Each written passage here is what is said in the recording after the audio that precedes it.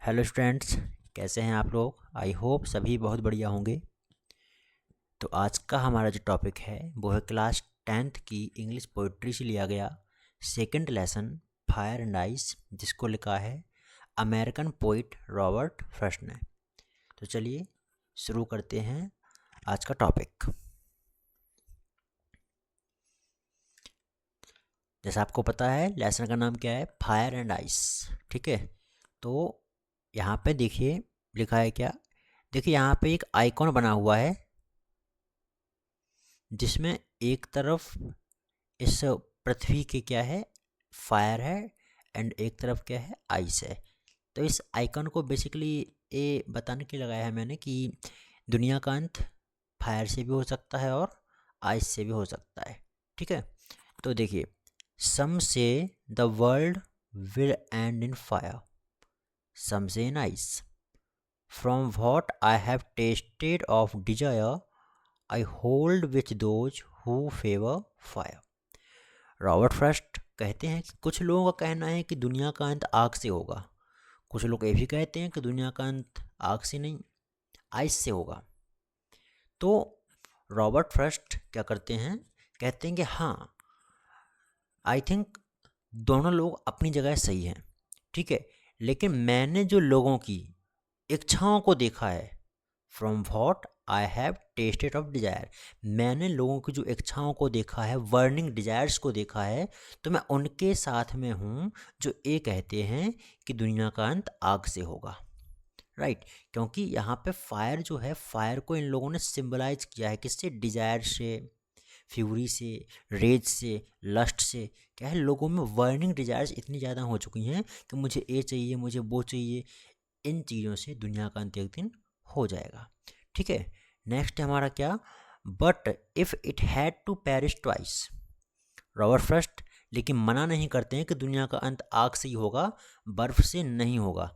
वो ये भी कहते हैं कि but if it had to perish twice I think I know enough of hate to know that for destruction ice is also great and would suffice. वो ये भी कहते हैं कि यदि इस दुनिया का अंत दोबारा होगा, पेरिस मीन्स डाई यानी कि मरना, यानी कि इस दुनिया का अंत यदि दोबारा होता है तो फिर मुझे इतना पता है कि दुनिया का अंत फिर हेट से होगा। हेट यानी कि यहाँ पे जो आइस है, आइस को सिंबलाइज किया गया है किससे, हेट से, हेट्रेट से, कोल्डनेस से। ठीक है, तो वो कहते हैं कि दुनिया का अंत दोबारा होगा तो फिर आइस से होगा, और यही एक पर्याप्त रीजन होगा दुनिया के अंत का। ठीक है, तो बेसिकली यहाँ पे क्या है, दो मत दिए गए हैं। कुछ लोग कहते हैं, कुछ विद्वानों का कहना है कि वो कहते हैं कि दुनिया का अंत आग से होगा, कुछ लोग कहते हैं कि दुनिया का अंत आइस से होगा। रॉबर्ट फ्रॉस्ट जो हैं इस पर विचार विमर्श करते हैं और बोलते हैं कि दोनों लोगों का कहना यहाँ पे सही है, उचित है दोनों लोगों का कहना, लेकिन मैंने लोगों की जो बर्निंग डिजायर्स को देखा है, जो उनकी इच्छाओं को देखा है, वो इस मुद्दे पे आते हैं फिर कि लोगों में बर्निंग डिजायर्स इतनी ज़्यादा हैं कि दुनिया का अंत यदि होना है तो फिर आग से ही होगा।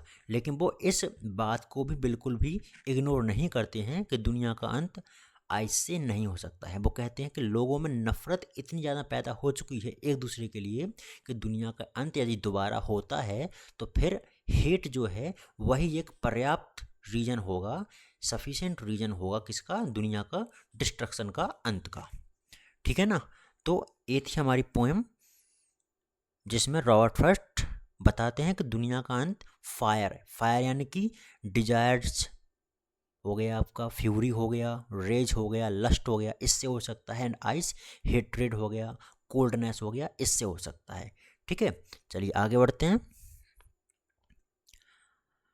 चलिए देखिए इस पोएम का सेंट्रल आइडिया क्या है। तो देखिए, the poem Fire and Ice by Robert Frost, it expresses the ideas that the world would be uh, that the world would end either in fire or in ice. Both are compared with the self-destructing human emotions, hatred and desire. He thinks fire and ice both will bring the world to a end. Some say it will end in fire, whereas others same it will and in ice. According to the poet, fire stands for desire, greed, avarice or lust, and ice stands for free hatred, coldness and rigidity. The poet says that both fire and ice are growing with such a rapid speed that the world would soon perish either way, in fire or in ice. Okay, तो same explanation यहाँ पर है जो मैंने आपको अभी इस poem का एक्सप्लेन किया था। ठीक है, तो इसके बाद हमें देखना है क्या, पोएटिक डिवाइसेस, और यूँ कहें तो लिटरेरी डिवाइसेस। मैंने आपको पिछली वीडियो में बताया था कि literary devices, figure of speech and poetic devices एक ही होते हैं। तो देखिए, सबसे पहले हमें देखना है क्या कि इस पोएम में जो फायर एंड आइस पोएम है, इसकी राइमिंग स्कीम क्या है। देखो, फर्स्ट स्टैंजा की जो राइमिंग स्कीम है वो क्या है, ए बी ए ए, और दूसरी क्या है, B C B C B. चलिए एक बार फाइंड आउट करते हैं कि राइम स्कीम इसकी कैसे निकालते हैं। देखिए, अच्छा, आपने हिंदी में एक शब्द सुना होगा, तुकांत शब्द। ओके, तो हमें बस यही देखना है कि देखो, जो एक सिंगल लाइन है हमारी, उसके लास्ट में क्या वर्ड आया है, क्या उससे मिलता जुलता वर्ड दूसरी लाइन में है। ये हमारा फायर है, ये हमारा आइस है, नहीं है ना। चलो थर्ड लाइन में देख लेते हैं, फायर डिजायर, ये तो मैच कर रहा है, थर्ड लाइन में मैच किया ना। अब फोर्थ लाइन में देखो, फायर डिजायर फायर, तो हम इसको क्या करेंगे, फायर को हम यहाँ पे ए दे देंगे, तो फिर थर्ड लाइन में भी हमें ए देना पड़ेगा एंड फोर्थ लाइन में भी ए देना पड़ेगा, राइट। अब आइस किसी से मैच नहीं कर रहा है तो हम इसको बी दे देंगे। तो फर्स्ट स्टैंजा की राइमिंग स्कीम हो जाएगी ए बी ए, जो हमारा यहाँ पे ऑलरेडी लिखा हुआ था, राइट। ए बी ए, ये हमारी क्या हो जाएगी, राइमिंग स्कीम हो जाएगी फर्स्ट स्टैंजा की।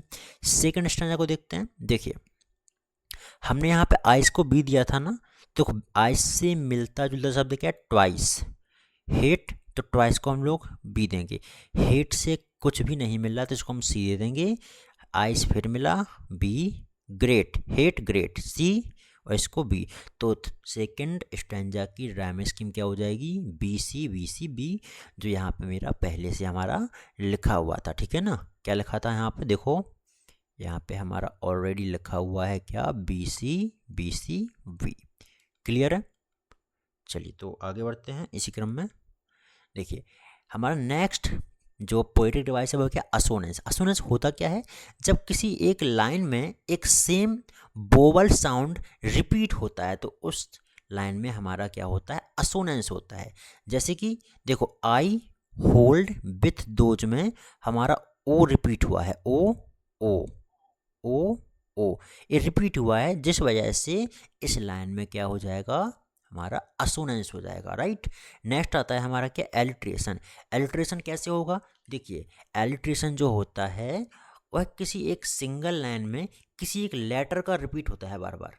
मतलब किसी एक सिंगल लाइन में जब एक लेटर बार बार रिपीट होता है तो वहाँ पर क्या होता है, एलिट्रेशन होता है। जैसे कि देखो, फेवर फायर में एफ रिपीट हुआ है एंड वर्ल्ड बिल में डब्ल्यू रिपीट हुआ है, तो यहाँ पे क्या हो जाएगा, एल्ट्रेशन हो जाएगा। ठीक है।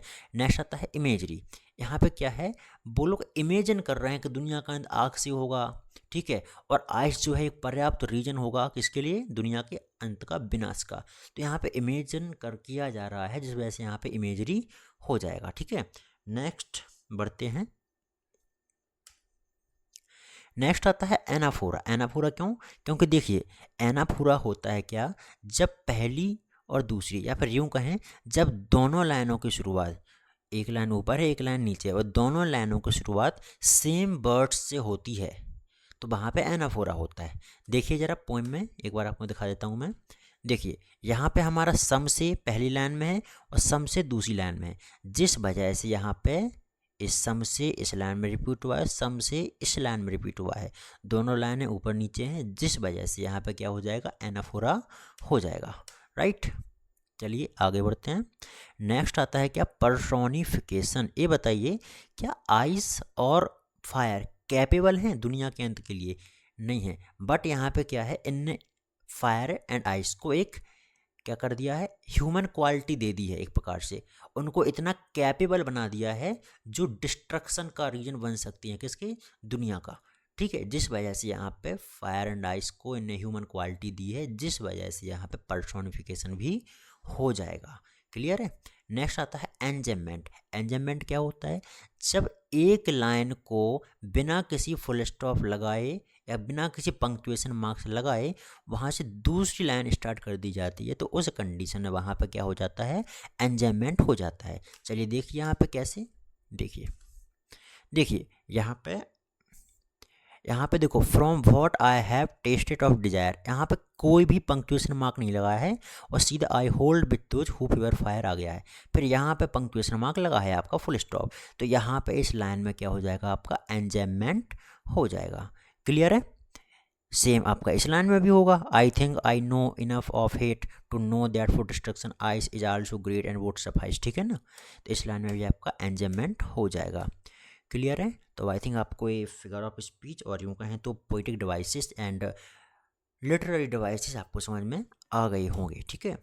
नेक्स्ट देखिए, फायर एंड आइस के कुछ एक्स्ट्रा क्वेश्चंस हैं जो वेरी शॉर्ट आंसर्स हैं, आपको थोड़ा इसकी जानकारी होनी चाहिए। जैसे कि आपसे पूछा जाए फायर किसको सिम्बलाइज करता है, तो आपको ऑलरेडी बताया जा चुका है क्या, लस्ट और एंडलेस डिजायर्स, इसका कोई अंत ही नहीं है, वर्निंग डिजायर्स हैं लोगों में बहुत ज़्यादा, ठीक है। तो लस्ट हो सकता है, डिजायर्स हो सकता है, रेज हो सकता है, फ्यूरी हो सकता है, फायर इसको सिम्बलाइज करता है, ठीक है। और यदि बात करें फायर जो है, what will fire do to the world, दुनिया का क्या करेगी फायर, तो क्या करेगी, उसके अंत का कारण बनेगी वो, ठीक है। तो ये जो क्वेश्चंस हैं थोड़ा आप लोग देख लेना एक बार इन चीज़ों को, ठीक है, इंपॉर्टेंट हैं, थोड़ा आपको इससे और समझने में हेल्प मिल जाएगी। क्लियर है। नेक्स्ट हमारा आता है, कुछ एक क्वेश्चंस दिए हैं, इनको आप एक बार अच्छे से पढ़ लेना, ठीक है, इनसे आपको काफ़ी हेल्प मिलेगी एग्जाम में। राइमिंग स्कीम आपको मैं बता चुका हूँ पहले ही, ठीक है, तो इनको भी आप एक बार देख लेना, पढ़ लेना। एंड अगर इसकी बात करें यहाँ पे सेकंड क्वेश्चन की, फायर किसके लिए यहाँ पे स्टैंड है, आइस, बेसिकली मतलब क्या है, यहाँ पे फायर किस किस चीज़ को सिंबलाइज कर रहा है एंड आइस किस किस चीज़ को सिंबलाइज कर रहा है, उसी के बारे में हमें बताना है हमें। तो आपको ऑलरेडी बताया जा चुका है, फायर क्या है, greed, awareness, lust, conflict, fury. Ice stand for cruelty, intolerance, rigidity, insensitivity, coldness and indifference and hatred. इनको कौन कर रहा है, आइस सिंबलाइज कर रहा है, ठीक है। नेक्स्ट हमारे कुछ MCQs यहाँ पे दिए गए हैं, तो इनको आप लोग एक बार देख लेना, पढ़ लेना अच्छे से, ठीक है, इम्पोर्टेंट है ये चीज़। बाकी अगर बात करें तो इस पोएम में एक आपका पोइटिक डिवाइस और आई थिंक रह गया है, मैं आपको बता दूं। यहाँ पे देखिए, जो फायर एंड आइस है, यहाँ पे फायर का जो कंपैरिजन किया गया है वो डिजायर से किया गया है, बट यहाँ पे ना तो कोई लाइक और ना कोई एज, ऐसा कोई वर्ड नहीं आया है, जिस वजह से यहाँ पे क्या हो जाएगा, आपका मेटाफर भी हो जाएगा, ठीक है। उसी तरह आइस को हिट से ने कंपैरिजन किया है, ना यहाँ पे लाइक आया ना एज आया, तो यहाँ पे भी आपका मेटाफर हो जाएगा। यदि लाइक एंड एज आता तो फिर यहाँ पे क्या होता, सिमिली होता, राइट, ठीक है। तो बस यही थी आज का आपका जो टॉपिक था, जो शायद आपको अच्छे समझ में आ चुका होगा। आई होप आपको समझ में आया हो, ठीक है। एंड यदि आपको वीडियो पसंद आई हो तो इसको लाइक करें, चैनल को सब्सक्राइब करें एंड ज़्यादा से ज़्यादा अपने फ्रेंड्स के साथ शेयर कर दें इसको, ठीक है। तो बस आज के लिए इतना ही, मिलते हैं जल्द ही एक न्यू वीडियो के साथ, तब तक के लिए बाय, सी यू सून।